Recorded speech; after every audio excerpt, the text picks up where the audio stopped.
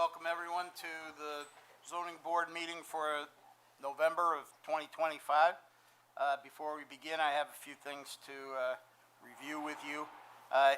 Please be aware of the fire exits, which are to your left. In the event of an emergency, please move in a calm and orderly fashion using the stairs at the north or south end of the building, or the middle actually, and do not use the elevator. The minutes are being taken by our Secretary, Michelle, for the purpose of a record, not for the purpose of a verbatim transcript, in order to help her keep track of what's taking place and give us accurate minutes. When you come to the podium, please identify yourself with your name and your address. After you give us your name and your address, pause for a moment, raise your right hand to be sworn. Just the applicants, not for the public input portion. Also speak clearly into the microphone, that would be helpful. The meeting is being broadcast and recorded by our ICAT department. It's available on Spectrum Channel 1303. I also understand that it's available on Facebook page. You're welcome to follow it. You can watch it again if you're really so inclined. We follow the items in the order that they appear on the agenda. There are extra copies of the agenda on the table next to the door. After the case is called, as I said, the applicant or their representative should come to the podium, identify themselves, state their address, pause to be sworn, and then present their case. During the presentation of the applicant's case, the board members may ask questions or engage in conversation and discussion with the applicant concerning the application. Once that process is completed, we will then open it up to public input. We have three categories of public input that have been identified. The first is those who support the application. The second is those who are opposed to the application. The third is those who have some interest in the application or some aspect of the application but are neither in favor nor opposed to the application. We'd ask you to come up, line up on the side and come up. First we'll call those in support, then we'll call those opposed, then we'll call those who are neither in support or opposed. And then after that process is completed and everybody's been heard, then the applicant or their representative will have a chance to respond to any issues or things that were identified during the public input portion. The public input portion is for the public to provide input to the board. It is not a time for people to engage in a conversation or question or discussion with the applicant. All comments should be directed to the board. Once we've heard from everyone, the applicant, their representative, anybody who wishes to address the application, and then the applicant again will close the hearing with respect to that hearing and move on to the next case. Once all the cases have been heard, the board will take a brief recess, and following which we will return to deliberate each case in the order for which the applicants are still present. So if the first applicant has left, but the second applicant is present, we would deliberate on the second application first, and then move to the next application on the agenda for which the applicant is present. Once we've concluded all of the cases for which the applicants remain present, we will then go back to the top of the agenda and take the cases and deliberate on them and make decisions in the order that they appear on the agenda. During this portion of the meeting, there is no further input allowed unless it's specifically requested by a member of the board. But you're welcome to stay and listen to the deliberations. If you wish to leave and you're curious to know what result may have been reached on a particular case, you can call the Planning and Zoning Department tomorrow morning after 9 a.m. or you can catch a repeat on cable. Also, I want to mention tonight is the 3rd of November. It's the first Monday of the month. Tomorrow is the second Monday, or second Tuesday. First Tuesday of the month, but it's the election day, and I would encourage everyone to go out and vote. Voting and having the opportunity to vote is the foundation of our government. And the more people who come out and vote, the closer it is to being what was envisioned 250 years ago.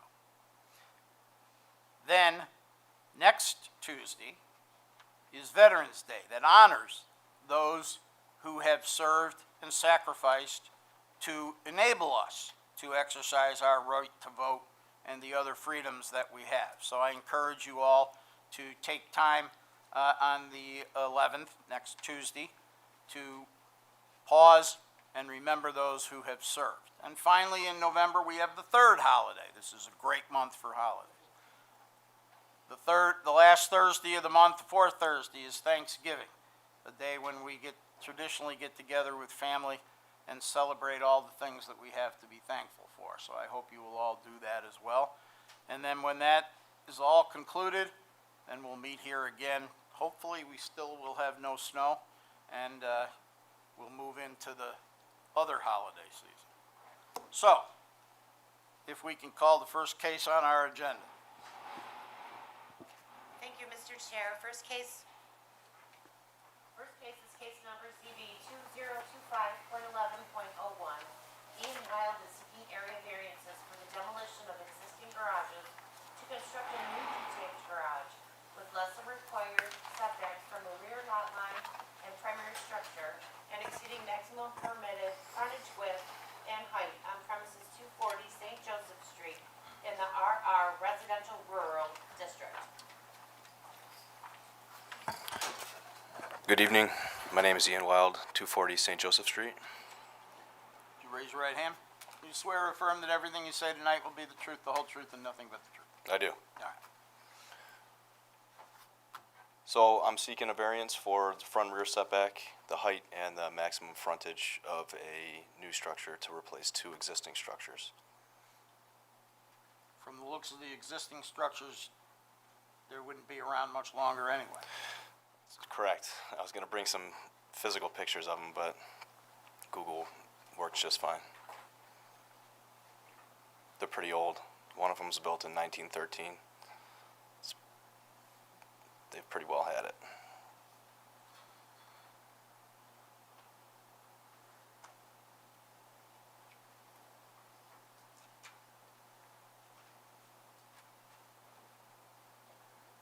Very old.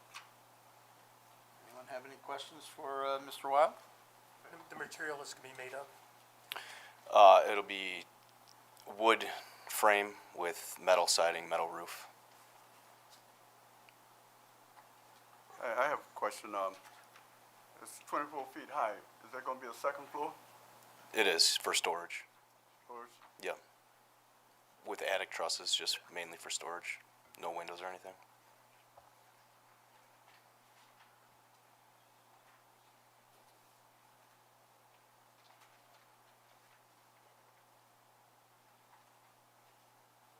You're good. Any other questions or comments from the board? Seeing none, we'll open it up to public input. Is there anyone here who wishes to speak in favor of this application? Is there anyone here who wishes to speak in opposition to this application?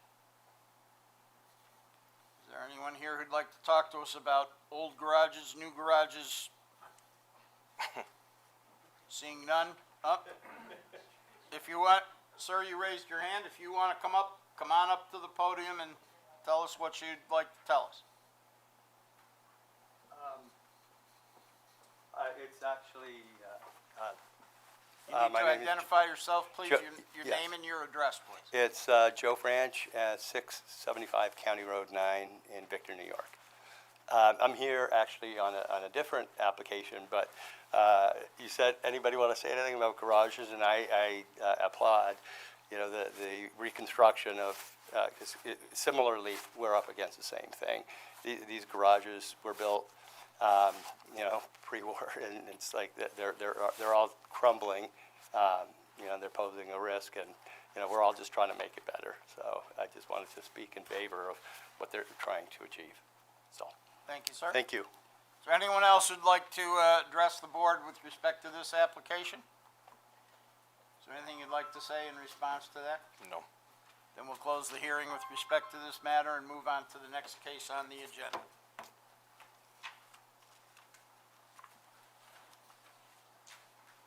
Next case is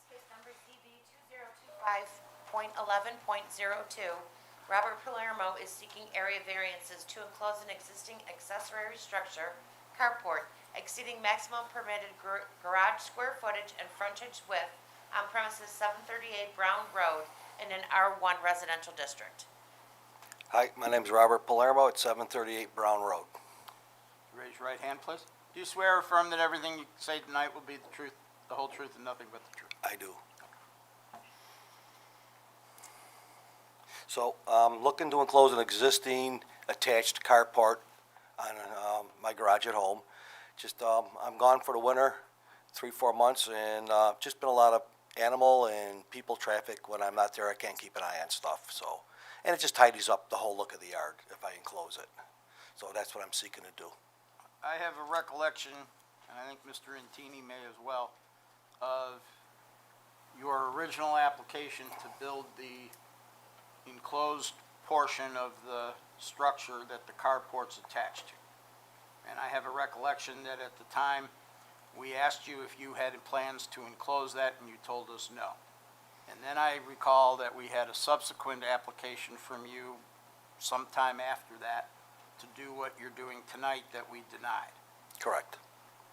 So could you explain to me what has changed or what is different from the last two applications that we considered with respect to this structure and this property? Well, I'm not too sure, I don't remember on the first application, nobody telling me I couldn't enclose it, but the second time, the second application, I believe his name was Mark, I can't remember his last name, he was on the committee. Mr. LaPerry, He was adamant about telling me that he told me no, and we tabled the meeting, went back and looked at the tapes, and there was no audio on them.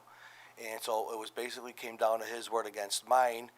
And after being tabled the first meeting, it was about a split decision on enclosing it or not. I know Mr. Thomas spoke very highly of wanting to see it enclosed, and it seems like by the third meeting, nobody was in my favor anymore. So that being said, I let the smoke settle, and I'm trying to go through the process again and looking to just enclose it. I mean, it's going to increase the value of the house. It's just going to be better appealing, curb appeal. so can you And- other than the change in the composition of the board, can you identify something for me that's different than what has been presented Yeah, to us in the like I say, my past? vehicle's underneath there, just stuff has been, it was all in the application, I wrote out all the reasons why. But what I'm trying to get at is what's different, other than the membership of this board, what's different today from the last two applications that were presented to us? I don't really see any, I don't believe. I'm not sure exactly how you're asking me that, but I don't see anything different than when I tried applying for this a few years back, other than wanting to protect my property a little bit better. And that's an issue that I at least have, I don't know about anybody else, is that once we make a decision, if people just think that when the board changes that we'll change our mind, we made a decision, we make decisions and then people rely on those decisions and we carry those decisions forward. Right. So if you're telling us this is the same thing that I asked you to do that you told me no several years ago, then I need to, if I'm going to vote yes for this, then you need to give me some reason that's different than what was in front of us that we denied before. And the courts would require that as well. That's where we get our guidance from case decisions that come when people challenge things that we do. And one of the things that the standard that's applied is a decision arbitrary or capricious? And an arbitrary or capricious decision has been identified as one where a board makes one decision at one time, then makes a different decision at a later time on the same facts. So if you can give us something that's different, that would justify it, that wasn't presented to us before. I'm not sure what I presented before. It was 10 years ago. I really Well, don't. 10 years ago, I recall you came in, you said that you wanted to enclose that Yeah. because there were people that, or you were having issues with, not being open and not enclosed. And you wanted to protect things that you Yeah. were keeping under there, which is seeming to me is the same thing that you're saying to us tonight. Pretty much, sir, yes. I really don't, I don't have any words for you, Were you I guess. gone for 6 months or however long you're gone, 10 Yeah. years ago when you were here? No, I was not. All right, so that would be a different factor. I see, Alex, I'm not exactly sure. I'm not, this is all new to me. I don't understand it the way you do, so, apologize for that. Did you review the applications that you submitted previously, before you came here tonight? I had a copy of, sure, I've reviewed them. I'm not sure what you're asking on that. Well, I did look at them. you've made 2 requests previously of this board for the first request was for the extra-large structure that was not really in keeping with the character of the neighborhood, but because you were fronted on so much open space involving the school and there was an apartment or a office complex next door, we said that overcame any issues of Sure. the size and the character of this building that was kind of out of place. Okay, yes. But my recollection is that we did ask about the carport and were you gonna enclose that, because that made it an even bigger structure. And my recollection is that we were told, no, you weren't. And At the then you time. came back later and asked us to enclose it. And we told you no. So my question is, having been here twice before, did you like pull out the paperwork that you'd submitted and say, this is what I asked for last time and this is what's different? Well, the first applicant to put the original structure up, there was no intentions of enclosing it. I just moved in there, so everything was kind of fresh to me. And by the time I came for the second application, that's when I noticed putting stuff under there wasn't safe anymore. Just, there's been people in and out of there. What kind of losses have you had? I mean, Nothing's actually been lost, but things have been, you can see things have been there. And mostly the animals. I got squirrels, and every animal that's out there is trying to nest under there. So I have an $80,000 truck that I park under that, and the birds tend to let go all over it. So I'm constantly chasing them out and whatnot. And just, like I said, just trying to keep what I have left in good shape. well, is your truck that you're referring to with you when you're gone for those months, No, or does it stay there? it's hit and miss. Hit and miss. Yeah, not always. Yes, sometimes, but sometimes just fly down. It's yes and no, I guess. But the truck's there all year, basically, unless I'm using it. It's kind of for, I have this truck camper that goes on it. It's a hunting, camping kind of thing, so it's special purpose, so it doesn't get a whole lot of miles. It's parked more than it's driven. Well, I also saw that you had a rather large, appeared to be a trailer under a. That goes on the back of that truck. That's what goes on the back of Yes, the sir. truck? Yes, sir. And what all is in the shed, or not the shed, the The garage? big garage? Well, that, I have motorcycles, four-wheelers, cars. Everything in the winter gets packed in them when I leave. Like I said, I'm basically not there to keep an eye on things. so what's left outside? Hopefully nothing. Just what's under, like I say, under that porch will be one of the cars and whatever I can cover up. But like I say, the mice, between the mice and the squirrels and the birds and everything that crawls around, feral cats, just trying to protect my property. Really, that's the bottom line. Have you looked into an alternative to covering it, Covering what, sir? the truck or whatnot? no, the carport, the open area? Did I look into covering it? I'm not sure. Looked into an alternative to covering it. You're asking us to let you cover it and make it an even bigger structure enclosed. Did you look into any alternatives to using, I think you were gonna use metal or something on the side? I think the same design that's on the original structure. It'll blend. You'll never even see the difference. It'll blend right in. They still manufacture it. Did you look into alternatives to keep the mice and the cats I, and other well, things out? Like, I really don't know what else I can put up besides sealing it right off. What else could I put up that would be acceptable to the town? I really don't know what that answer is. But no, I have not. I just figured that was the answer, so there really was no reason to look any farther. I just thought that was the right way to do it.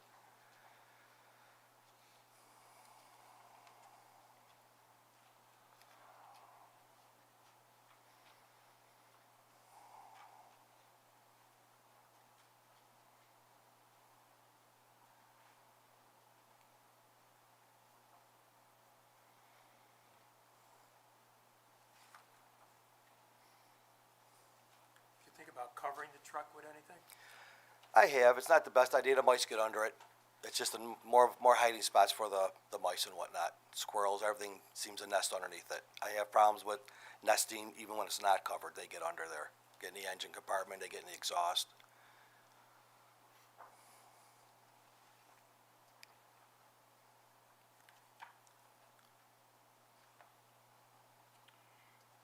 You mentioned animals, children, and things like that as being an intrusion. My question for you is that, have you noticed that there's an increase in that kind of activity while you're away? Over the years, it's definitely increased from when I first moved in and put the building up till today, absolutely. Yeah, I've got cameras out, they go off all the time. So there's plenty of feral cats, squirrels, mice, chipmunks. I mean, everything that crawls around out there pretty much comes through the place. Carpenter bees, then the woodpeckers are going after the carpenter bees in the wood. They're chewing it up pretty good.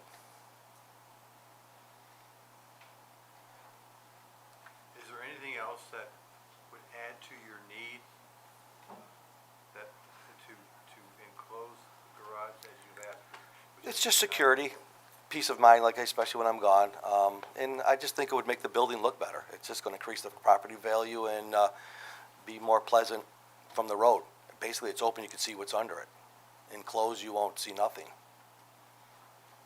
Have you spoken to any neighbors about their thoughts? Yeah, two of them at the last meeting came in and spoke with me, and I did have a flyer with 27 names on it that I walked around the neighborhood and I just went from door to door and asked if they had a problem with me enclosing it, and I had 27 signatures, plus two of the neighbors came right in and spoke for me in favor.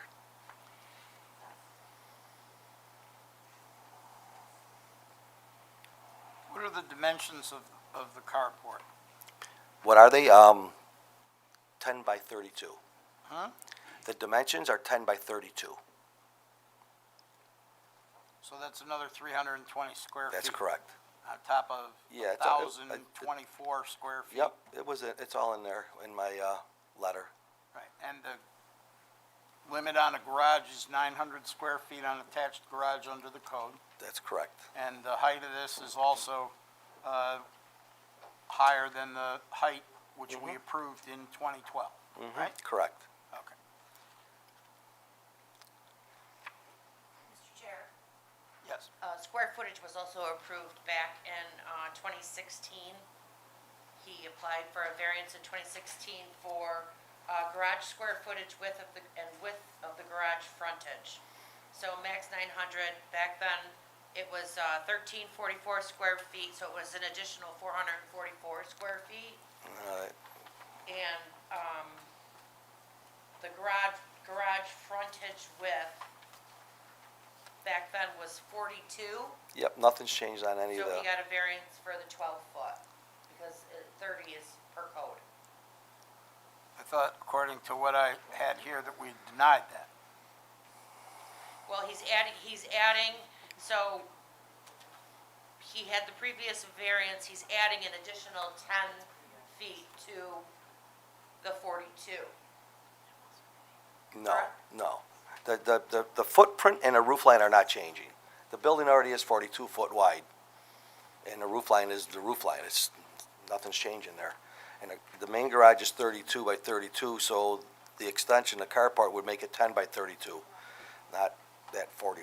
I don't know where he came up with that number. Well, the 32-foot front plus 10 foot would be enclosed, would make it a 42-foot 42, front. yes, that's correct. Yes. The that's what building she's- is 42 by 32 right now. The footprint and the roof line, I mean, Well, the building is 32 by 32 square, and there's an overhang, a Yeah. 10-foot overhang. That's correct. To the north. that's That's correct. not part of the building. Well, it's attached. I'm not sure how you classify that, I guess.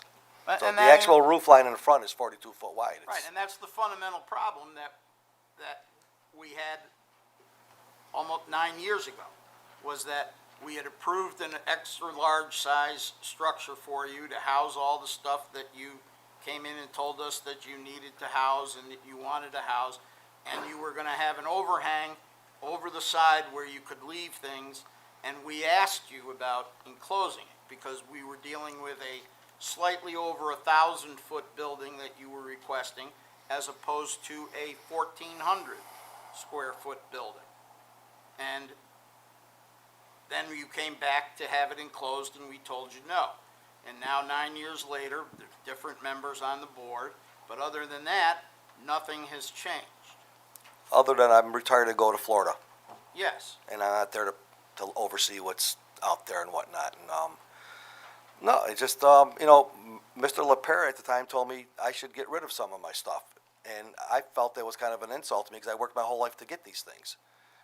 And, well, on several occasions, we've told people that rather than building, structures that exceed the size of what the zoning ordinance permits, that they should look into alternative places to store things rather than have us let them build an extra big I size understand building. that.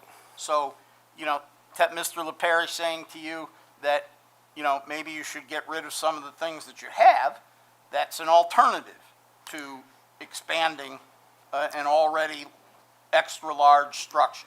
well, when I first bought the property, I knew I have a lot of stuff, and that was kind of like a gem for me, I guess, finding a place. It was, it was in very terrible shape when I got it. I've done nothing but throw hundreds of thousands of dollars at repairing everything on it, and I have a lot of stuff, and I needed a big garage, and I purchased the place for those reasons. And when I first put it up, I obviously didn't realize as I got older, I got more. When I retired, I got trucks and campers now, and it's just my life changed. And now you want to enclose the carport. Sure, just And then when you acquire more stuff, because that's what you're telling me is the pattern, is that as you get older, you acquire more and more stuff. Oh, I'm not- Where's that gonna go? I'm not sure how you're asking. I mean, maybe we're getting off on the wrong foot. That's not how I meant. I didn't mean it. I'm going to be continually getting more stuff. I just happened to get into camping and bought a truck and camper. So I'm not sure what you're asking of me. I'm really not sure. Well, I'll try and explain it. You came to us and asked us for variances to build the structure that the code did not permit, and we gave you that permission. Yeah. And we gave it to you because, as I recall, you had a lot of stuff that you had and you wanted to store it inside, and you had the property to do it, and we said, okay, that'll be fine. And then there was the overhang, and we asked about that because we wanted to know, as I recall, if are we dealing with a slightly over 10,000 or 1,000 square foot structure, or are we dealing with a 1,400 foot structure? And we were told at the time that we were dealing with a 1,000-foot structure, and that's what we dealt with, and that's what we approved. And then when you came back later to enlarge the structure, we said, no, we told you that before, and now, 9 years later, you're back, and you want to enlarge, you make it even larger than what we had initially approved. And we had asked about that. We'd never said anything about it or anything at all. If it hadn't come up, if it hadn't been discussed, it might not be the issue. But we denied it. And now, if people think that, well, you just wait until the members of the board change, and then you can get done maybe what you couldn't get done before, then there's no consistency, there's no, people don't have anything that they can rely That's not how on it in is, though, terms of sir. saying, yeah, they're going to either enforce the code or they're not. That's not how I'm looking at it. That's not at all how I'm looking at it, but I understand where you're coming from on that aspect, but that's Well, not help my me intention. understand how you're looking at it. That's different from the way I see I it. thought we just said it. Like I said, I'm gone. I'm retired now, and I'm gone for the winter. That was one of the changes. So I mean, wasn't prepared to come here with a list of changes. I didn't really look into this much. I just figured I was going to reapply for this, and hope that you approve it, I guess. I mean, I had a pretty thorough, in my, my paperwork was pretty thorough, I thought, about what I was seeking and wanted to do with the place and the reasons why I want to do it. Have you looked into a place where you could store your truck or the camper while you're gone for the 6 months if you don't take them with you when you go away? No, I did not. This is, obviously was my first move, was trying to either leave it or try to enclose it before I head south this year. That's my plan. That's really it.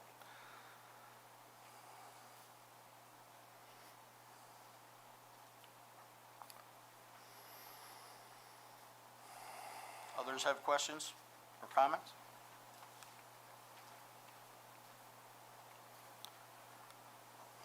What do you do about the trailer? Is that gonna be back in there somehow?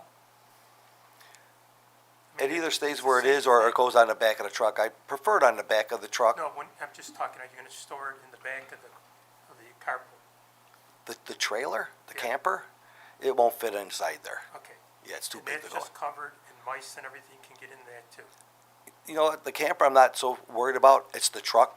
I've had plenty of vehicles outside over the winter.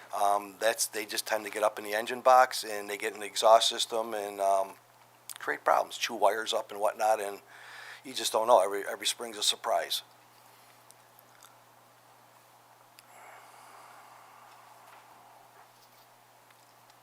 Any other questions or comments from the board? Seeing none, we'll open it up to public input. Is there anyone here that wishes to speak in favor of this application? Is there anyone here that wishes to speak in opposition to this application? Is there anyone who'd like to talk to us about some aspect of this application that's neither for nor against the application? Seeing none, we'll close the hearing with respect to this matter and move on to the next item on the agenda. Okay. Next item is case number ZB2025.11.03. Joe Franch, acting as agent for Laura Blasek, is seeking an area variance for an existing garage exceeding maximum permitted height at premises 23 Poppy Street in an R1 residential district. Do I need to swear in? Your name and address, please? Yes, it's Joseph Ranch, 675 County Road 9, Victor, New York. If you'd raise your right hand, do you swear or affirm that everything you say tonight will be the truth, the whole truth, and nothing but the truth? Yes, I do. Okay. Thank you so much for taking the time to review this with us. We first of all, we respect and fully acknowledge that after reviewing the revised town codes, as they've been revised over the years, that we had made an inadvertent error by exceeding the roof height of the structure by a foot. The original roof that was proposed for this was to match the house, and the house having a gambrel roof. That was what was, initially proposed. And we were told that was going to require a variance. So to avoid this, Mrs. Blasig and her contractor revised the plan and went with a 410 pitch roof. Going with the 410 pitch was the change in plans rather than the gambrel roof. I guess the confusion was the dimensions that were provided by the contractor to the town showed a 9-foot measurement on the wall and had the pitch roof shown, but it was understood by him that the 410 pitch was, I apologize, was in accordance with the town rules and regulations, in which we then received the building permit and approval. If the 4 foot for this garage had to be taken out of that 9-foot overall building height, it would have made the interior of the garage 5 feet which wouldn't have made sense. And so we thought, the understanding was, we thought we were clear as to what we were delivering, and apparently it was just in that, the communication of that overall, it was started from the point of the style of roof, not understanding that the style wasn't necessarily the issue, it was the overall height. So in that, he did, in good faith, propose the building in accordance with how he built it otherwise. And we were just seeking a variance, basically of a foot, just to accept the existing building. In addition, we had put a cupola on the roof just for decor. There's a number of them on the street, and it just adds kind of charm. So we treated it as decor, like you'd put a flag or, anything like a lightning, whatever, rod.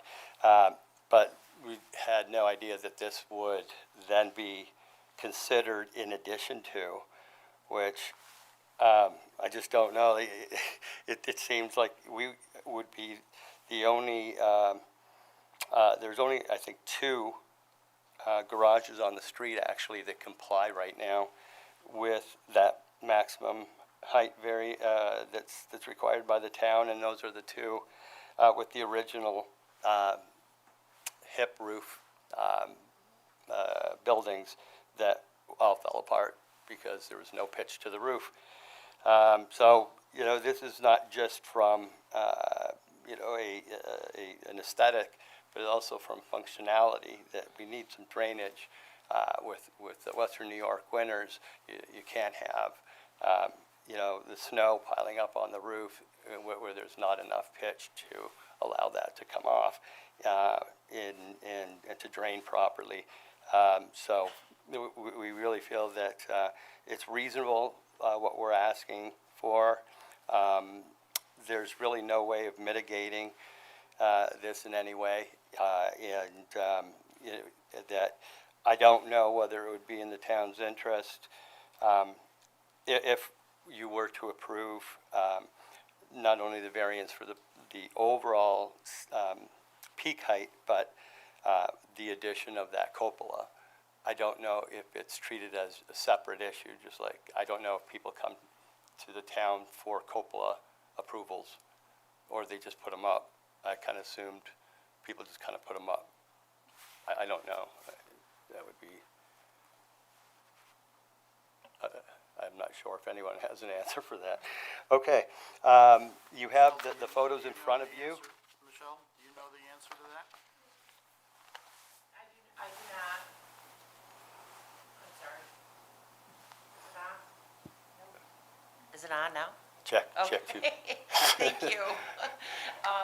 I do not know that. This was caught by the building inspector, I believe, coming Right. out for the final building inspection, that it exceeded the height on the permit. I don't recall any applications in the time I've been on the board that only relate to a cupola. So that's and that would I would assume that a cupola would make pretty much any of the garages exceed. It would just just from the sheer height of a garage is 7-8 feet. Adding anything, a cupola could exceed that itself possibly.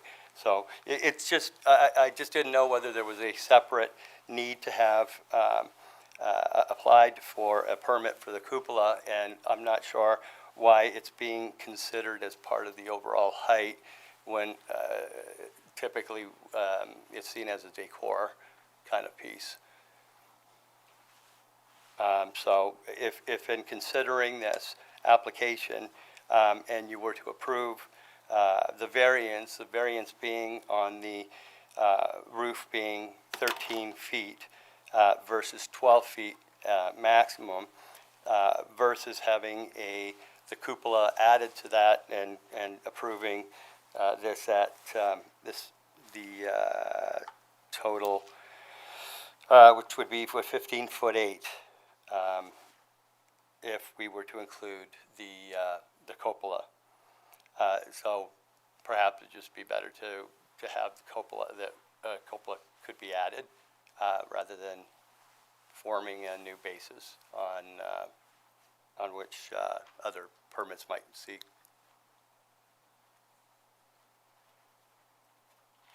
Reduced to a nutshell, Yes, what you're asking us to do is give you the variances to allow what the structure that's there to Yes. stay there. yes, Yeah. yes, sir. And It- the it- alternative would be that you would have to take apart the roof and redo the roof to comply with the height, which would, I assume, be a considerable expense, right? Not just redo the roof, but you're also talking about redoing the sidewalls and all the walls to the building would have to be shortened as well and reframed. All the electrical would have to be redone. I would like to point out also that this is a 125-foot setback, so it's a distance from the road, so it's not kind of looming right out there on the road. You can't even you can't even see the cupola actually, which is kind of amusing from the road. So it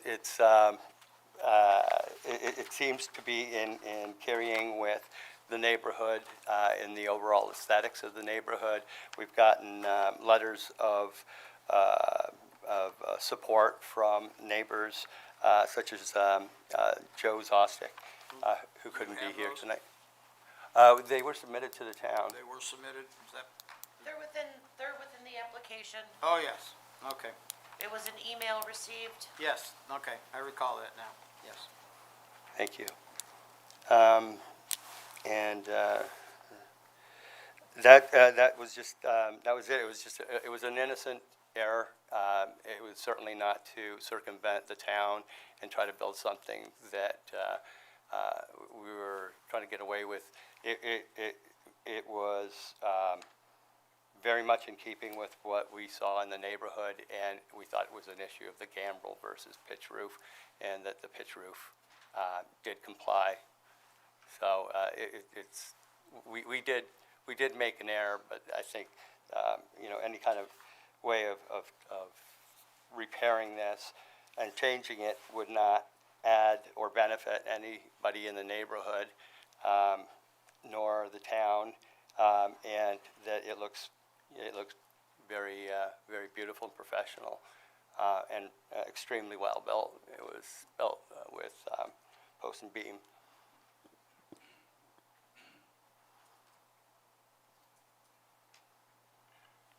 Were you the original contractor? No, I'm just a friend of the applicant. Do you know if the original contractor had drawings to put up the garage? The original contractor is here.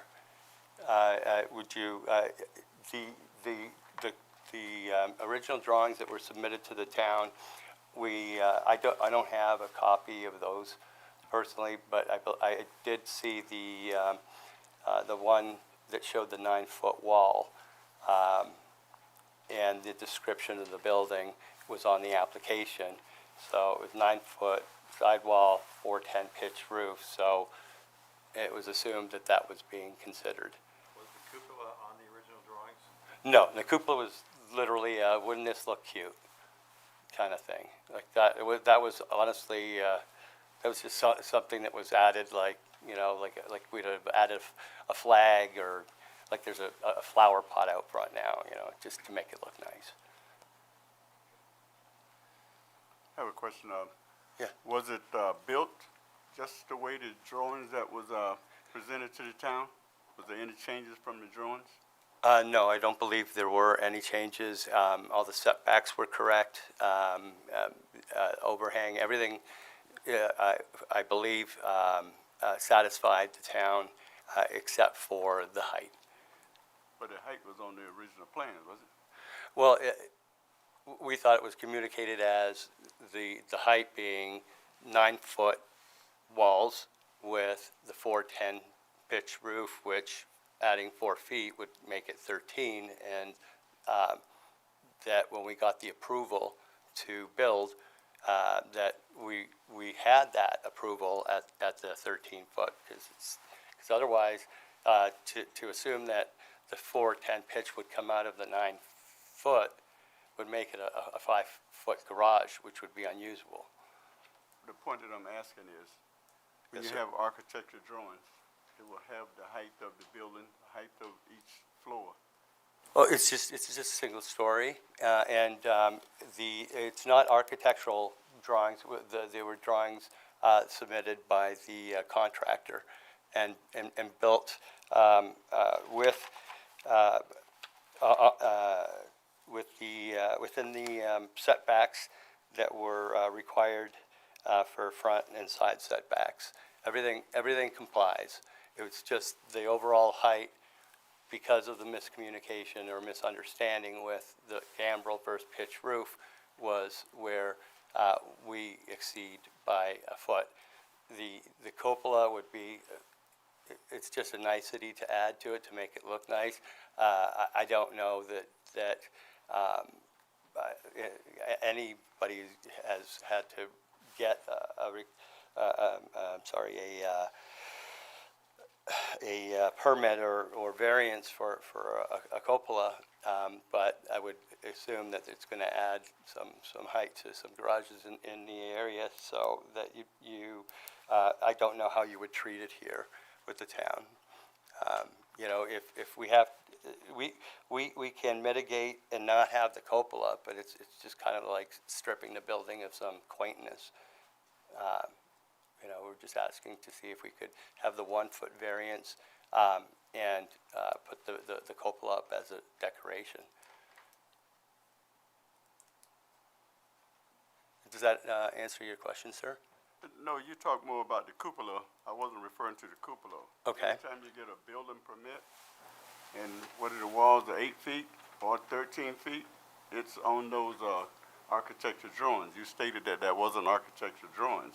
There was a Generally, you have to submit architecture drawings, and if you build it the way it was approved, then I don't see why you need a variance from us. A cupola is a given. Well, the plans that were approved The plans that were approved had the drawing in it explaining 9 feet tall. They don't, and then the price, the estimated cost of construction, if it's over $20,000, signed, stamped architectural drawings are required.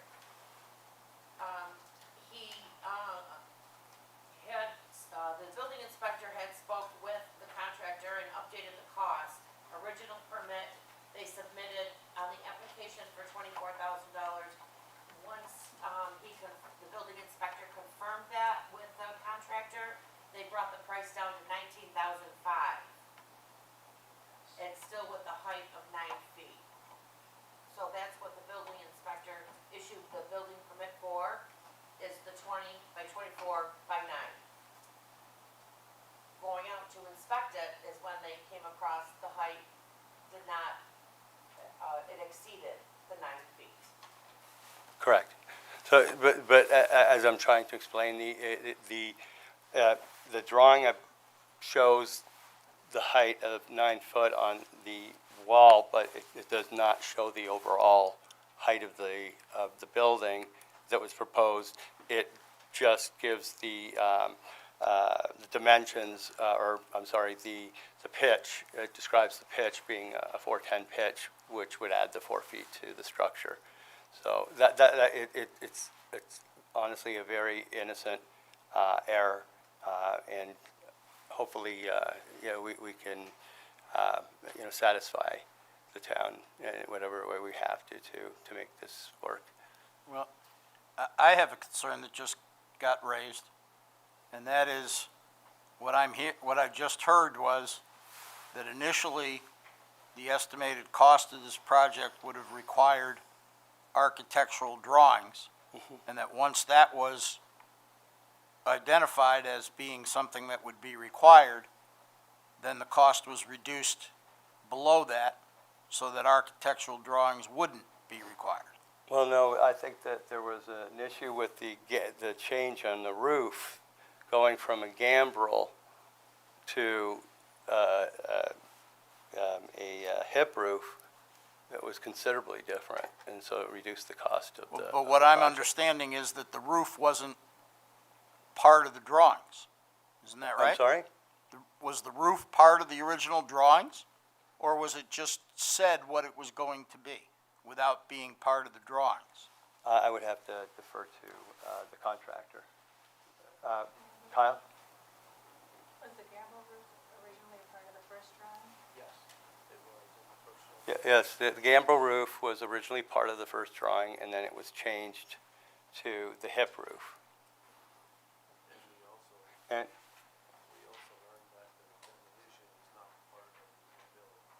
and then demolition is not considered part of the new construction cost. So, because of the efficiency of not having to build the gambrel roof and the, demolition cost being removed from it, it was the cost of the building was only $19,500. These gentlemen are from the Mennonite community. They can talk to you as, I don't know if you've ever dealt with people from that community, but they're about the most honest I've ever met. And I'm sure if he submitted this, he submitted it in good faith. They just, their religion, their community doesn't accept any kind of shenanigans. So this is just an error, and we're very sorry that it occurred. But there's no intent to make it a problem or an issue in any way. It was just a misunderstanding over roof types. So the change in the cost was a result of eliminating the cost of demolition from the $24,000, and then the change in the type of roof from a more expensive roof to a less expensive roof. Is that correct? That is correct. All right, so it wasn't for the intent, as it would appear, to avoid the need for an architectural drawing. No, I was never made aware of any of that being an issue, but I know that the final price of what Laura paid was $19,500 for the building, so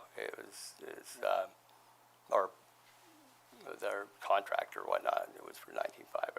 I'm not sure. Were you involved in the initial stages of this? No, I'm just an old You're just friend. coming along at the end to help her out with us, Well, right? yeah, because she was terrified. Well. Quite honestly, when the town inspectors went out, she called me crying, and I'm like, I'll help you if I can. All right. So that's why I'm here. I was just trying to understand your Oh, I'm relationship to sorry. this project. I just wanted to help her out because she was really kind of terrified. She had to medicate to be here, honestly.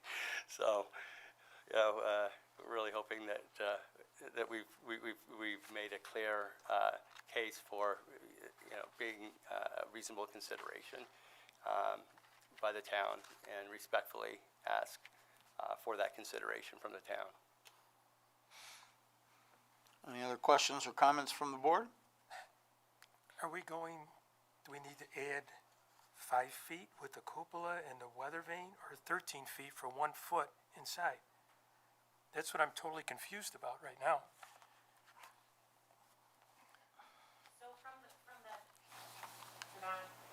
So there we go.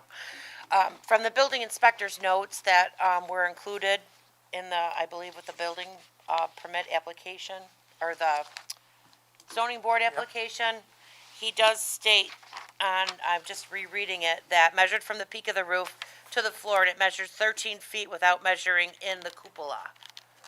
Spoke to the homeowner, informing her that the pole barn garage wasn't code compliant as it was over the 12-foot max height. Okay. The cupola isn't a functional cupola. It's just one of those It's things a you decoration. replace. It's a decoration, right? Yes. So we can amend it if the board so chooses.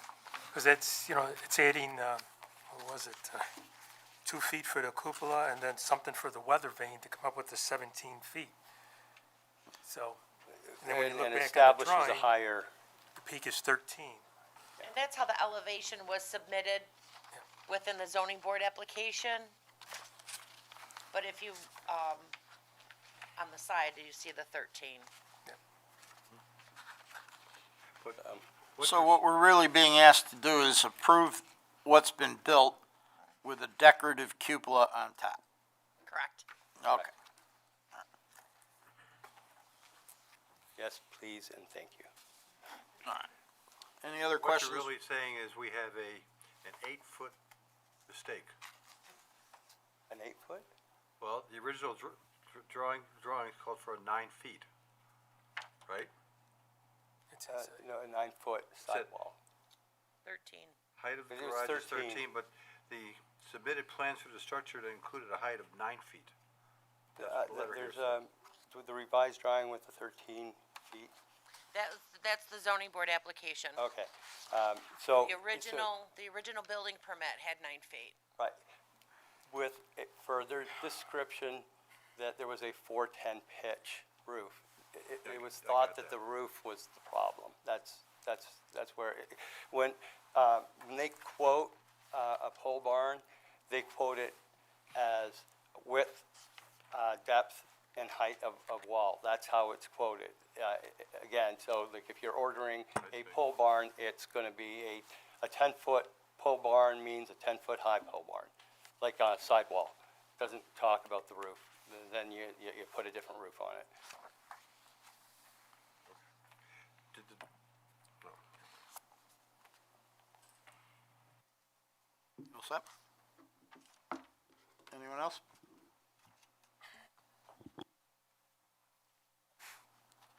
All right.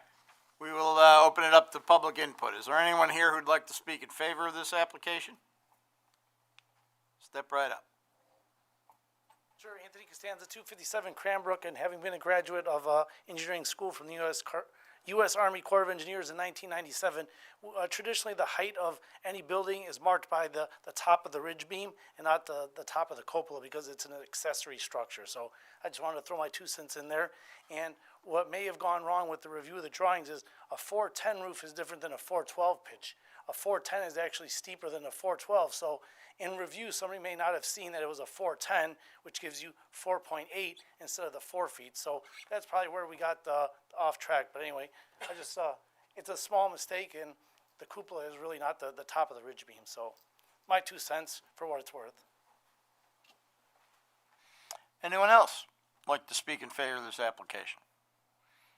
Anyone like to speak in opposition to this application? I also have pictures of the completed,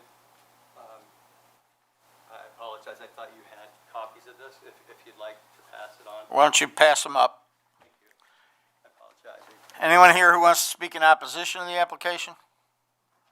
Is there anyone here who would like to talk to us about how you measure heights or anything like that? All right. We'll close the hearing with respect to this matter and move on to the next item on the agenda. Case number ZB2025.11.04, Renee Spang is seeking an area variance for the replacement of an accessory structure with less than required setbacks from the side lot line and primary structure on premises 2920 Bayfront Lane South in an R2 residential district. Yeah, I'm Renee Spank from 2920 Bayfront, which this property is off of Seneca Road. There's a private drive there. So looking basically to replace an existing tram that was there when I bought the property with a new ADA handicap compliant one that's also up to code. So, and to be transparent, I'm going through a divorce and I need to move there full-time. He's getting the house and I have 200-pound dogs, so I need the functional tram in order to get down there in the winter from, because it'll be my permanent residence. Oh, full-time. okay, you had me confused there for a minute. Yeah, so it's a cottage, so there's, I don't know, the cable guy counted them about 100 steps down.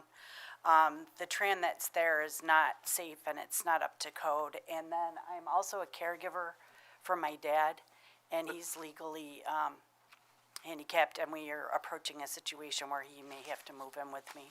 This is the residence you're gonna be living in, right? Yes. Okay, that's where you got me confused when Oh, you said sorry, you got the yeah. house. I'm thinking, well, wait a minute, the house is what we're talking about. Yeah, and it's between, two properties. They're two old cottages. One's a shell and one's inhabitable. It's almost And- impossible to find. Yeah, and I'm, the adjacent property owner, so it's right, down the lot line, and nothing's changing, the same footprint. The tram will be in the same exact spot, so the hill's not being disturbed. The DEC already approved it. And then Zach Reynolds, who issues the building, permit, he's been through all the engineering prints and all the details, so he said, I just need the side setback variance, which is basically putting it right where it is now. That's because you're replacing what was there. What's there now, So yeah, with now that code you're compliant. replacing it, has to meet the setbacks, but you're not really moving the route of the tram at all, right? Yeah, the proposal in the DEC would prefer this too, is, it's going right where the existing tram is, so that you don't have to take any trees down or anything like that. It's to preserve the steep slopes, and then there's no excavating. I have Sean Ritchie here. A local company is doing it. They've been around for decades. They've also done other installations in the area. So, on these steep slopes. So and he can speak if you have any questions. And Zach Reynolds, with Arundequoit, is the one who reviewed all the drawings and so forth. So he's prepared to issue he set a building permit the next day once I got the variance approved. Any questions or comments? Yeah, I have a couple questions. You're planning to live there year-round, is that what I'm Yeah, I hearing? don't have a choice. So, this is sort of funny, but do you do anything centered around snow removal? So it's got like a steel, the people who owned it years ago, they built the thruway bridges, and so it's got like that steel, what they build the bridges out of for the canal, and it steel grates, and so the snow goes through the, Okay. yeah, it's, so nothing's changing, because there's already like a parking area there, and, yeah, it's one of those steel structures that, Thank you. I had to get over my fear of heights for it, but.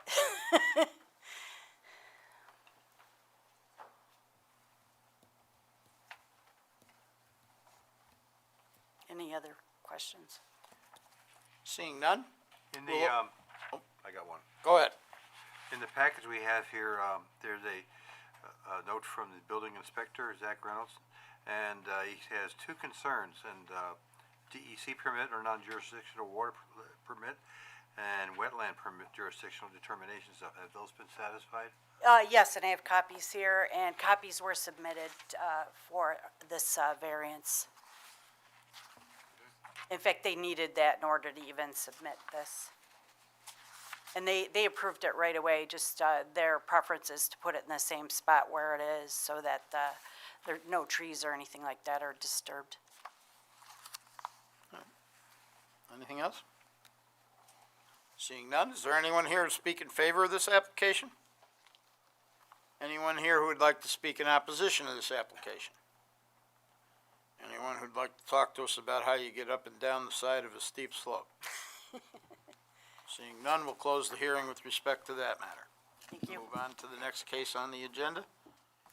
Case number ZB 2025.11.05.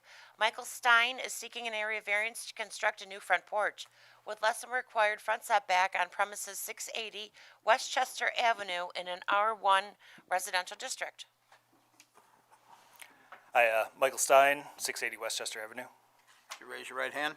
Do you swear or affirm that everything you say tonight will be the truth, the whole truth, and nothing but the truth? I do. Okay. All right, so I have one of the many crumbling concrete front porches in Arundequoit. And as I had people out to look at it, I was hoping to expand the footprint a bit, make it a bit more usable than just kind of running in and out. I'm right there at Hellendale, and my oldest daughter just started kindergarten, and the bus stop is right there. So I was thinking, hey, I could get a front porch and sit out there and watch the kids go to school. I have two more behind her, and they enjoy playing in the front yard for some reason, to the detriment of my health sometimes.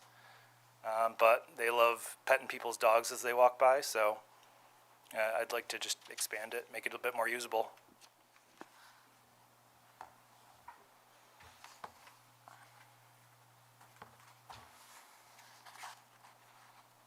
So this is gonna be covered? Yes. It's gonna have a roof? It's It'll gonna have a roof, sides? yes. No sides, just a railing. So it'll have a railing and an overhanging roof? Yes. I was struck by your hope to be able to comfortably fit yourself and your wife next to each other instead of on opposite sides of the door. Yeah, on our road, there's somebody with a covered porch, and I see the two chairs sitting on opposite sides, and I'm like, well, I like my wife more than that. What are the materials gonna be? The roof gonna be metal, or is it gonna be matched house? So it's kind of a composite material that can be roofed. So the roofing is going to match the same as my home. Is it gonna be like pressure-treated wood on the bottom? Is it gonna be covered so that's, Yeah, so it's pressure treated wood with like the sheathing basically, and the deck itself is composite. thank you. And between the deck and the ground, what are you gonna have there? Lattice? Lattice, yes. Okay. Composite lattice? Yes. Any other questions or comments from the board? Seeing none. Is there anyone here who'd like to speak in favor of this application? Anyone who'd like to speak in opposition to this application? Anyone who'd like to talk to us about porches and sitting next to as opposed to opposite your wife? Seeing none, we'll close the hearing with respect to this matter. I do frequently add when it comes to these porches that right after the Columbine incident years ago, the West Arundecoit School District had a psychologist in to talk about the changes in society that resulted in something like that. And one of the observations that he made was that we had gone from a front porch society to a rear deck society, and because of that, no one knew what their neighbors, they didn't even know their neighbors, much less what their neighbors were up to, and because we're hiding in the back. So he was one who thought front porches were a very good thing. So I always throw that in. It stuck with me. Thanks for your time. Thank you, sir. All right, we'll move on to the next item on the agenda.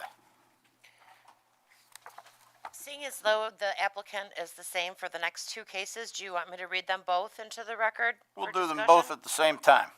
Thank you, sir.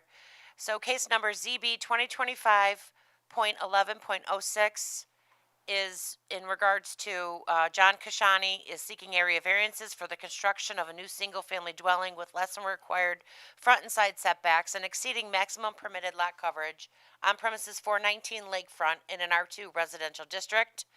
And case number ZB 2025.11.07, Mr. Kashani is also seeking area variances for the construction of a new single-family dwelling with less than required front, rear, and side setbacks and exceeding maximum permitted lot coverage on premises 423 Lakefront in an R2 residential district. Good evening. Hello. John Musson, 658 Treasure Circle, Webster, New York. Do you swear or affirm that everything you say tonight will be the truth, the whole truth, and nothing but the truth? I do. Okay. Thank you. So I'm here on behalf of John Kashani. I recognize most of you. I don't know, there might be a few new faces, but this property has a history. We've been here 2017. John was here. I was introduced to the property in 2022. And essentially our application is a clone of the one in 2022, except for we're just asking for a movement of the deck on the back at the request of our neighbor to the west, Miss Carolyn Andrews. And just give her more privacy, but moving it to kind of mimic the property next door that we're also here for. So we have 419 and 423. We're just gonna mimic where we put the deck on the back of 423 on 419 in this application. On the last one in 2022, we had it there kind of on the west, and if people hang out on that deck, they'd be like staring right at her house. So it just gives her more privacy. Other than that, it's pretty much the same application. For those of you who are familiar with it, I'm sure you'll remember it. For those of you who are not, I'd be happy to ask any questions you have.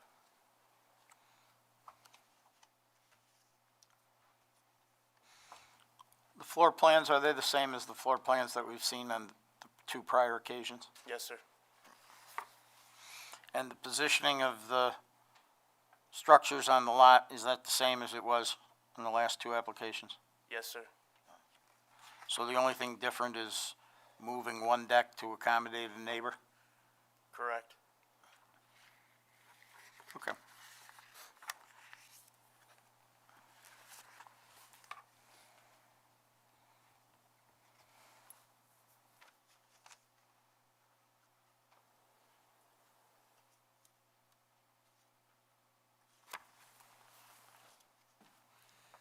Any questions or comments from the board?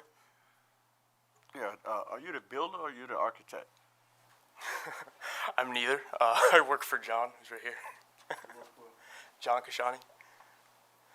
But I help John in kind of everything that we do on a day-to-day basis, so I'm pretty familiar with the, again, we were here, I think, June of 22, so.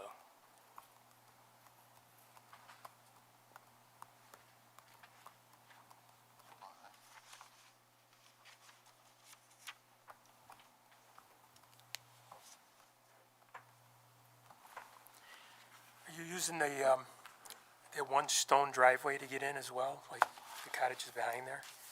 Yeah, so there's a common access easement there. So that grants access to Miss Andrews, and it'll be the access to both of these properties. And parking, you don't think will be a problem with the lot so small? Are they gonna No, I think we're gonna have a little driveway area in front of each, and then actually, if you look at the, so 419 has a lot of space on the left side of that driveway, and then 423 has space on the right, so they could utilize that if they need to. Thank you.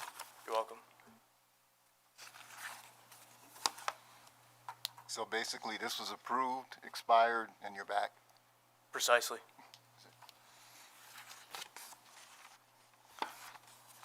Any other questions or comments?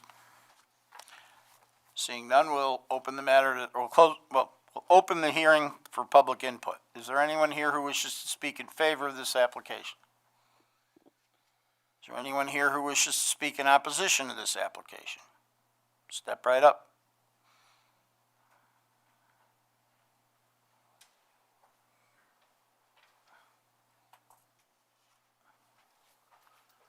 Good evening.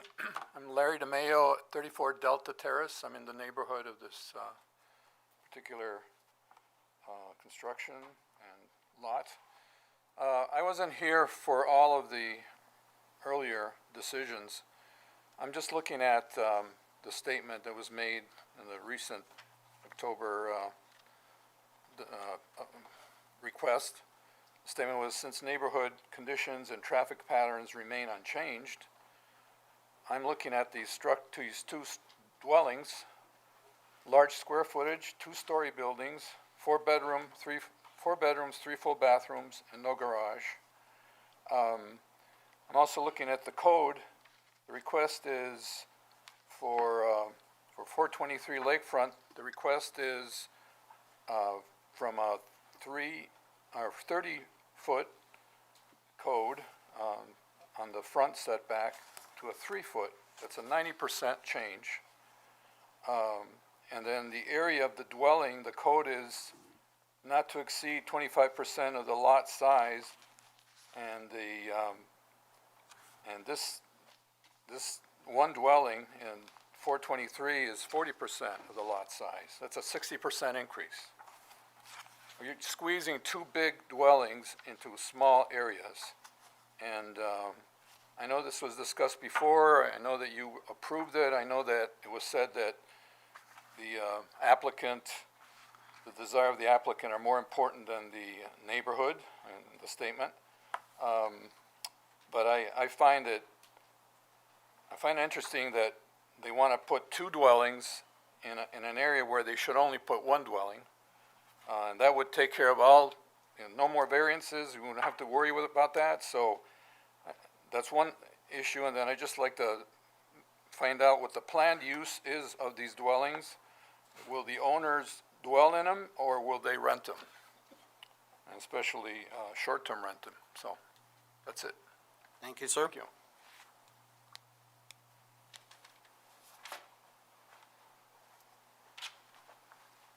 Anthony Costanza, 257 Cranbrook. Thanks for your opening statement about voting. I highly encourage voting, and as a veteran, I highly encourage Veterans Day. So thank you for acknowledging the great month of November.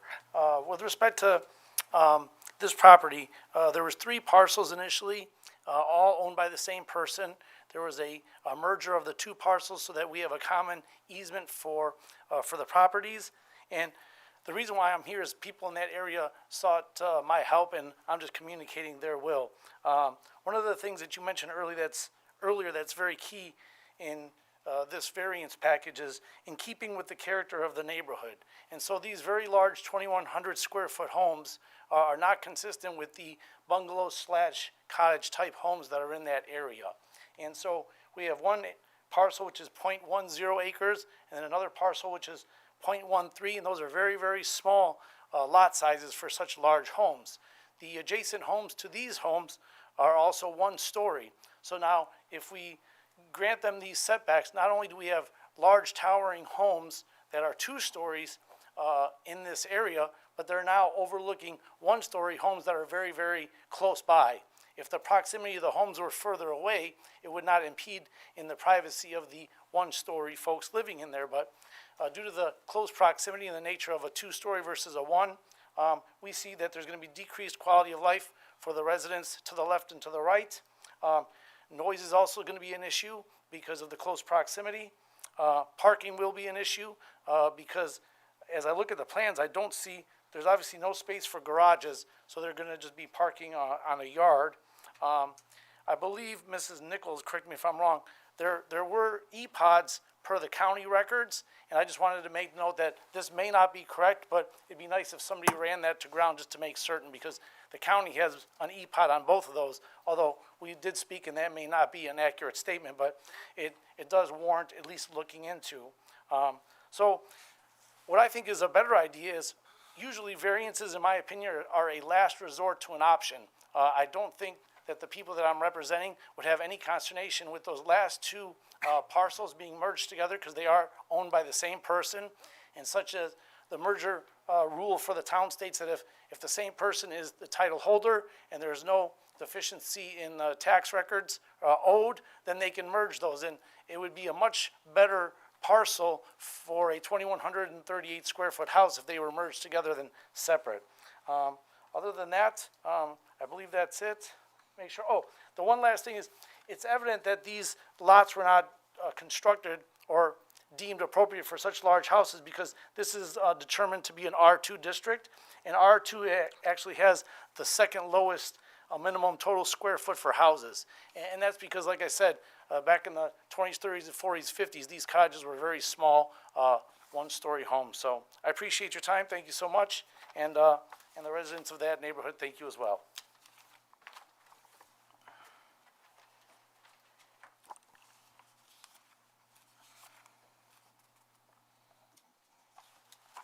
Hi there, my name's Jen Suba. I live at 425 Rock Beach Road. I actually bought my cottage there about 6 years ago. I don't know if you guys know anything about the history of Somerville. I'm sure you do if you've lived here for a while. That's part of the reason why I wanted to buy my cottage here, is because of the cute quaintness and the history of Somerville, where it was a place to go and a very low-key, quiet, quaint small home neighborhood feel. Since I've lived there, I've made more friends than I can count on one hand and my toes. I hang out with everybody in that neighborhood. We hang out on their porches. We have the river walk or the lake walk that goes right past those properties that you're talking about. I don't know how far, I haven't seen the plans, but it sounds like the buildings are gonna be built right on the trail that everybody uses to walk their dogs, their kids, to enjoy the sunset, the sunrises. We have picnics, and this whole idea of building two giant, I don't know if you guys have seen this lot. It is tiny, tiny. And all the houses in Somerville are like tinderboxes. If one of them goes up, they're all going up. I mean, seriously. So if you're building all on top of each other and two-story monstrosities, you're totally killing the community vibe in addition to, I mean, it's a cottage feel, one story, maybe 10 or 1,000, 1,100 feet for one house. That's everything. That's how big my house is. Tiny, tiny. And I've worked and spent so much money to preserve the house the way that it was intended to be. I've made modifications, I've improved it, but I have not made it one foot bigger. So I'm just asking that the board take that into consideration, because these types of communities are important, especially in Arundecoit, to preserve that history and keep that community vibe, and not building these giant monstrosities that are just breaking up the neighborhood, especially since we don't even know what they're being used for. So that's all I have to say. Thank you. Is there anyone else?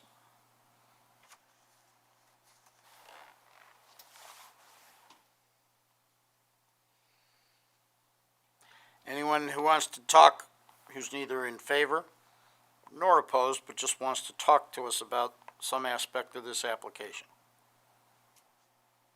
Seeing none, would the applicant like to address anything that was raised during the public input portion? Yeah, I appreciate the comments. I think that we've heard a lot of these concerns before, and I totally understand them. Given that it's an R2 district, just kind of thinking through some of the comments that were made, the houses can have a second story. It's 100% allowed. You know, these lots do present typical challenges compared. You know, she mentioned the Somerville, kind of the history of Somerville and the way that it was created, and I thought it was really interesting when I was introduced to the project. And you know, every one of those houses, I don't want to speak out of turn. I can't say everyone, but I'm sure there's plenty of non-conforming houses in the neighborhood. So we're not asking for anything that's out of the character of the neighborhood when it comes to non-conformance. And I guess ultimately, we're there to make the neighborhood better. We're not there to hurt anybody. You know, if people want to say that Mr. Kashani should combine his lots, you know, if they want him to build one house, there was two houses there before. And if they want to talk about what they're being used for, I don't know if they knew what they were being used for before, but they're going to be better than they were before, for sure. And you know, to just be more candid, there was crime, drugs, and prostitution on those properties. So, you know, just throwing that out there. Anything that we do there is going to be a positive benefit to the neighborhood. We're not there to hurt anybody. We're not there to do anything out of the ordinary. We're there to build as is our right on the lot. So, thank you. Thank you. Appreciate it. We'll close the hearing with respect to that matter. I believe that takes us to the end of the agenda for this evening. Ma'am, I closed the hearing. I gave you the opportunity to come forward. We will be in recess until 8:35.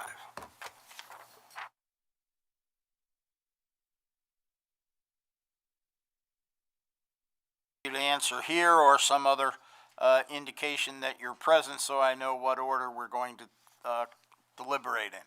First case, 240 St. Joseph Street.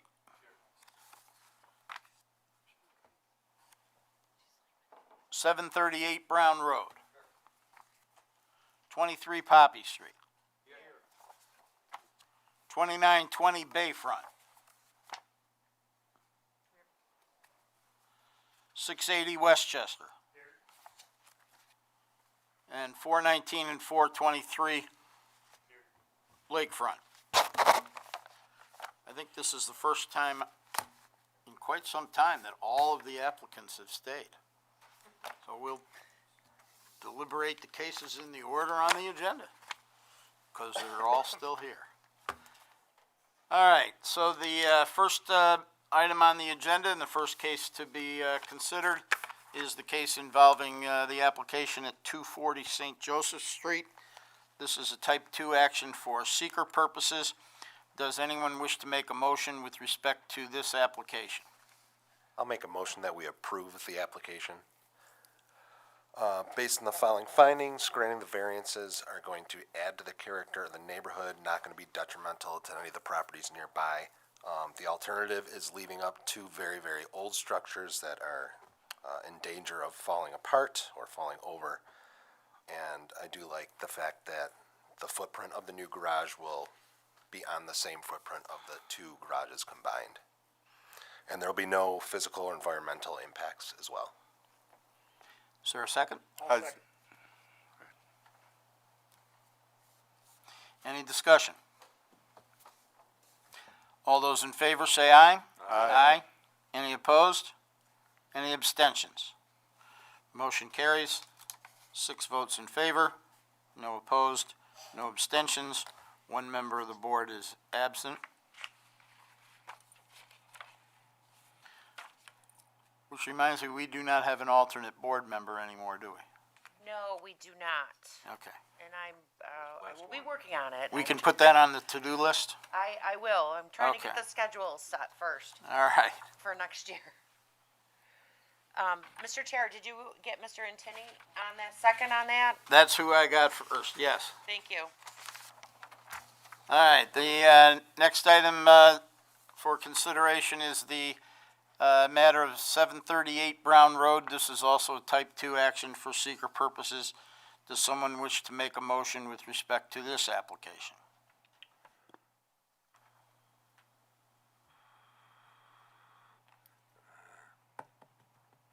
I'll make a motion. I'll make a motion that we deny this application on the grounds of the history of the building. It was permitted to have him improve the structure at that building, and it's creating a problem where the problem that he's having is self-created. So I make a motion that we deny that. Is there a second? I'll second it. Discussion.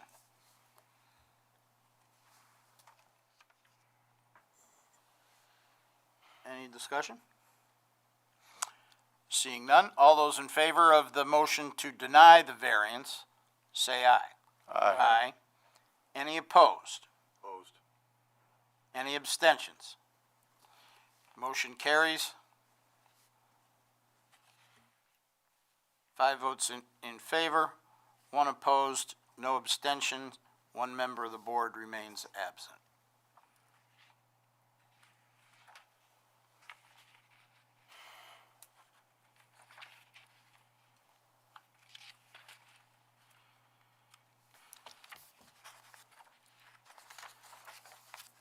The next application is the application pertaining to 23 Poppy Street. This is a type 2 action for seeker purposes. Does anyone wish to make a motion with respect to this application? Seeing none, I'll make a motion that we grant the variances as requested. The following findings.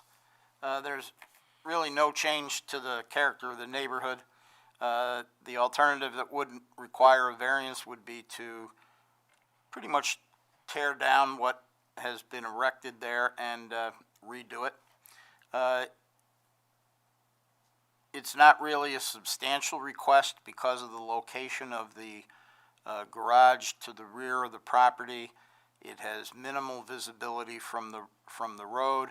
It's not obstructing the view of neighbors, so I would characterize it as not being a substantial request. There will be no adverse effect on the physical or environmental conditions in the neighborhood. It is partially self-created, but the partially isn't enough to deny the variance. And as far as the cupola is concerned, we will allow the variance to keep the cupola. I don't really count the cupola as part of the height. I think it's intended to be the structure, and, you know, we don't ask people to do front setback variances because they put shutters next to windows and that kind of thing. I put this in the same category. Is there a second? Second.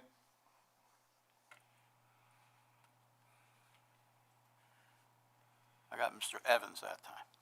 My hearing's working its way down. It was actually my neighbor. Oh, I'm sorry, Mr. Johnson. My hearing isn't that good. All right, any discussion? Just a question. Approving this variance, are we establishing a precedent for others to do the same thing? I don't believe so, because we've got one garage that was submitted, plans was issued a building permit, and it wasn't until the structure was completed that it was realized that the structure as built, which was built in accordance with what was submitted and perhaps misunderstood, so I don't see that as creating a precedent.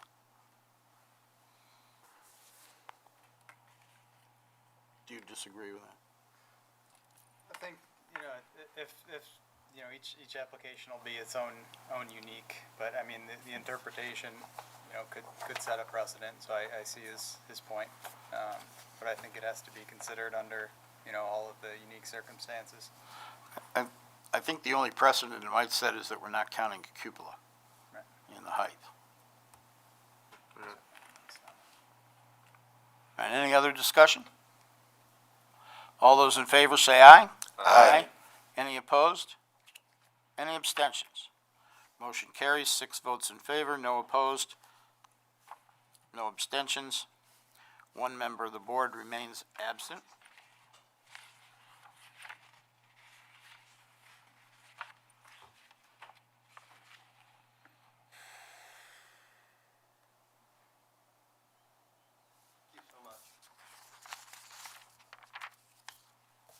Next item on this tape would be, next item on the agenda is the case pertaining to 2920 Bayfront Lane. This is a type 2 action for seeker purposes. Does someone wish to make a motion with respect to this application? I'll make a motion. I'll make a motion that we grant this application. There's no adverse adversity for the neighborhood there. It's something that's really needed to get up and down steep, 100 and some feet, for a permanent house that she's going to be living there year-round. So I make a motion that we approve this application. I'll second it. Second it. I got that. Any discussion? All those in favor say aye. Aye. Any opposed? Any abstentions? Motion carries, 6 votes in favor, no opposed, no abstentions. One member of the board remains absent. Next item on the agenda is pertaining to 680 Westchester Avenue. This is a type 2 action for seeker purposes. Does someone wish to make a motion with respect to this application? I'll make a motion that we approve the application as presented. It's not really gonna change the character of the neighborhood. I think it's gonna improve it a little bit, where you can sit outside and look around. Alternatives, just putting back what you had in a little small area. It's not a substantial request. It won't have any effect on physical or environmental conditions. It's self-created, yes, but it's a need that has to be done. And I will put in that I miss having a front porch we had on our old house. And with the kids and everything, always seeing people walk by was a great thing. Good luck. Second. Any discussion? All those in favor say aye. Aye. Any opposed? Any abstentions? Motion carries, 6 votes in favor, no opposed, no abstentions. One member of the board remains absent.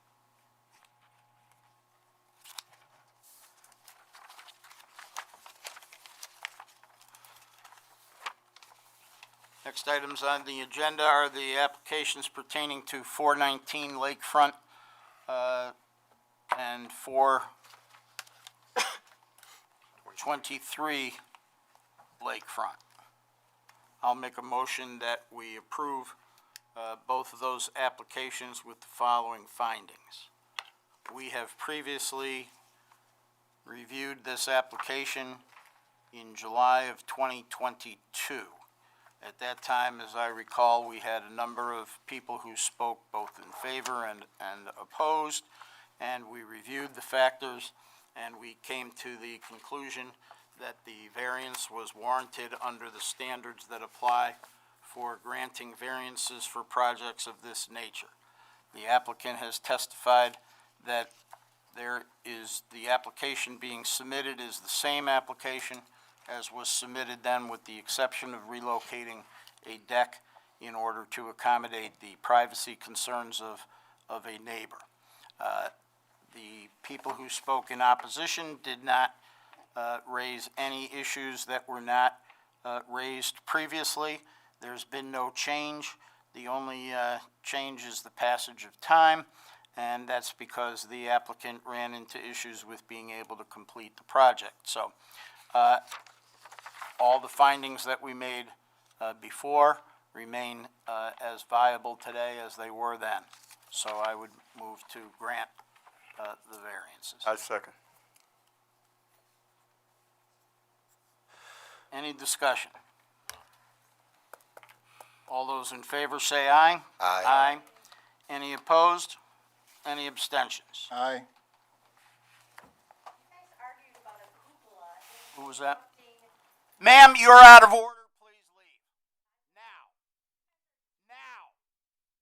Ma'am. That's enough. Leave. Good. Those comments are totally inappropriate, ma'am. I'm sorry, Mr. Johnson, you voted? Abstained. You abstained.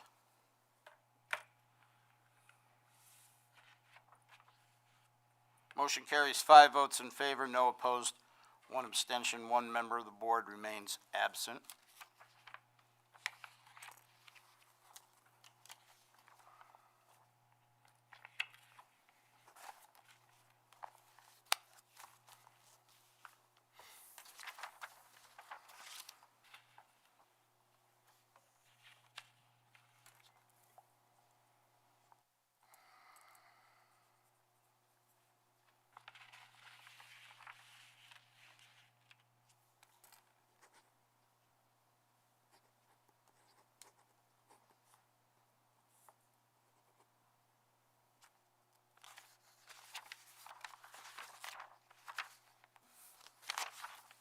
All right, along with the materials that were submitted in relation to the applications that were on the agenda this evening, we also received in our package drafts of the minutes of the meeting that we had on October 6th of 2025.